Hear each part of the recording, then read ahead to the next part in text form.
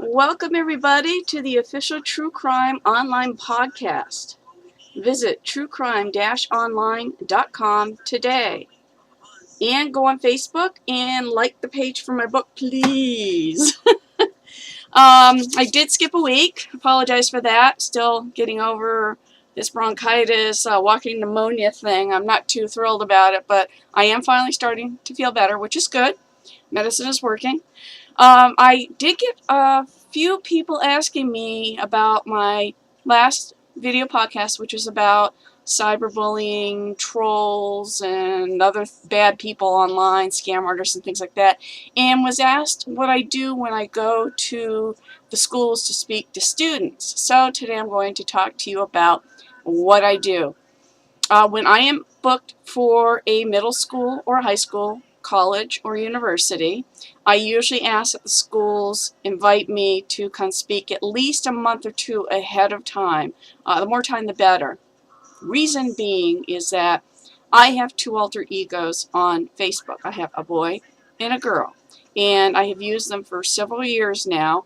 And when I know I'm speaking at a certain school, what I do is I go online to a local paper for middle and high schools and see who's on the honor roll, who's on the sports teams at the schools, pick some names, and decide which alter ego I'm going to use, and then I have that alter ego start asking the students to be friends, just to see how many will accept a complete stranger as a friend on their Facebook account.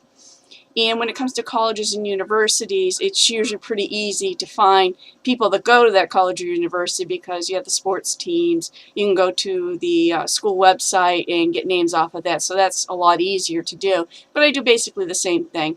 Depending on the size of the school or the size of the audience I'm going to be speaking to, I usually do between 20 to 40 students, just randomly pick them.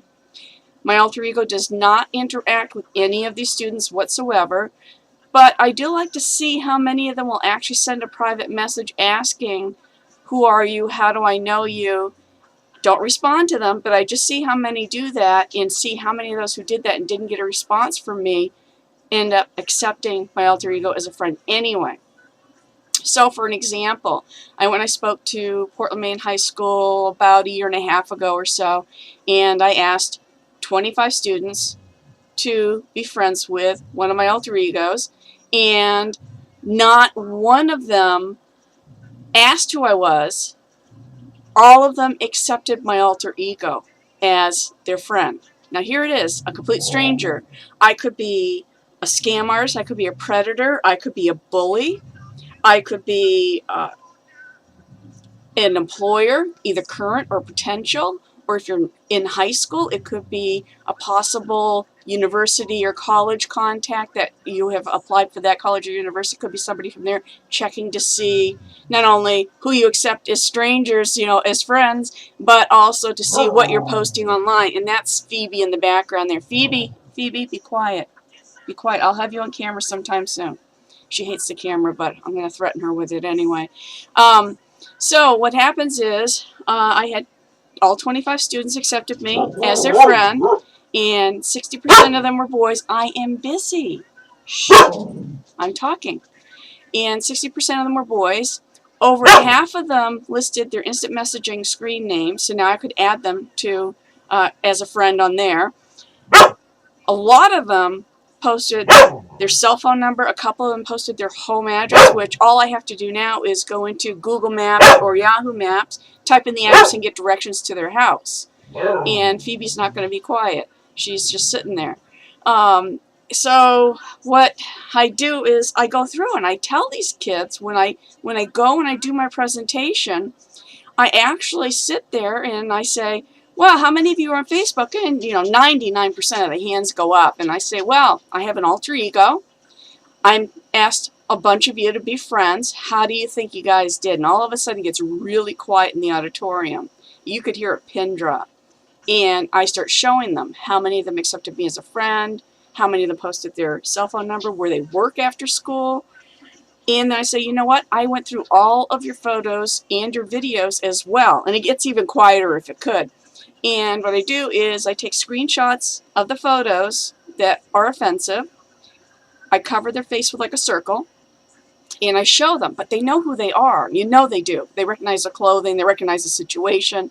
And I show them giving the finger, underage drinking, smoking cigarettes, smoking pot, sometimes doing drugs, which is not good, sexually provocative photos that really shouldn't be up there, and anything else that really should be left offline and not even shared online. And that usually shocks them pretty well. And then we start talking about cyberbullying in general, and I show a video of this boy who actually got caught commenting on a Are They Hot or Not website that a friend had set up of their high school female classmates, and this is based on a true story.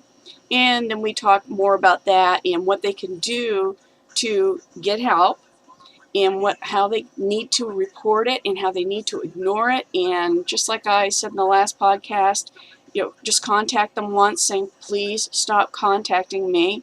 Don't reply after that, but keep everything. And then report them to the right people, to the ISP, the Internet Service Provider, to the website, to Facebook, to whoever. Then we go into changing your options, your account settings, your privacy settings in Facebook to stay safer. And I also caution them to make sure that they go into those settings about once a month, because Facebook is notorious for making changes. And when they do, a lot of people find that it goes back to the default settings, which default is your profile is open to anyone on Facebook. It's public. And you have to go back into your settings and change it to your friends only. And you have to do this with everything. Not only that, you have to go in and look at your photo albums, because the default for that also is everyone on Facebook. And you have to change that to friends, or if you want to customize a list, you can do that as well. You don't have to go through each photo itself, but you do have to go through all your photo albums and make sure that the settings have been changed. You don't want people sharing your photos or copying your photos and posting them elsewhere that are not on your friends list. And I also show them how to block somebody and report them. I tell them, you're not being rude. You need to block these people. You need to report them. You need to get them to stop. And that's very important. And then I tell them they need to go through their friends list. I don't care how many friends that you have. I've had students that have 1,000, 2,000, 3,000 friends. There's no way they know that many people. I don't know that many people. I have 500 friends on my friends list, and I know each and every one of them. If not in person, there's somebody that I have worked with online, and I know them enough that I feel comfortable with them. But I don't have 2,000 or 3,000 friends, and I don't plan on it. So we go through all that, and then we talk about sexting. And this is taking semi-nude or nude photos of yourself, sending them via either text or online through Facebook or some other medium. Very popular one right now is called Snapchat, where supposedly you could set it so that once a person receives your photo, it will disappear in up to 3 minutes, I think is what the limit is. But what people don't know is, although it disappears from your phone in that other person's phone, it is still there, and it's been proven. If anybody is interested and they want to see what is going on, just go into Google News and type in Snapchat disappear, and you'll find that those photos do not disappear. They are still out there. Anything you do online is going to be there forever. I don't care if it says that it's going to disappear, your photos, your posts, etc., etc. It's somewhere out there, and it can and it will be used against you. So you have to be not only careful about what you're posting on Facebook, but what you're posting online, what apps you're using on your smartphones, what instant messaging, text messaging you're doing. You have to be so careful of everything that you're doing online and on your smartphones, because you could lose a job, you could get sued, you could get kicked out of school. There are so many repercussions to this. You have a divorce, break up a relationship because of what you're doing online. And I tell kids, and not only kids and teens, but I tell adults as well, when you have children, if you don't have them already, do you want them to see what you've been doing online? And if the answer is no, you need to make changes today. And unfortunately, the internet is not going to go away. It is going to be here for a long time. So everyone needs to learn how to live with the internet, how to use it properly, and how not to get yourself in trouble. So Some basic safety tips: use a gender-neutral email username.